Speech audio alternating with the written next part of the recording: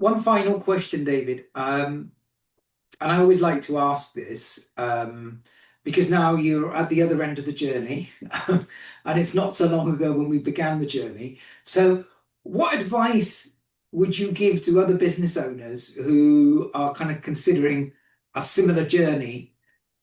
What gems of wisdom have you picked up, during the journey? The bits that were unexpected, or the bits that you feel that you could, if you could pass on certain information to somebody at the start of the journey, what would that be?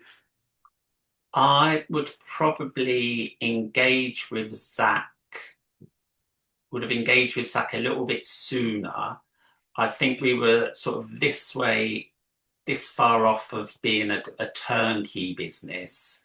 Perhaps if I'd engaged with Zach about 18 months before, we could have got it to a full turnkey business. And again, Zach said we could have possibly got a bit more, a little bit more money for it.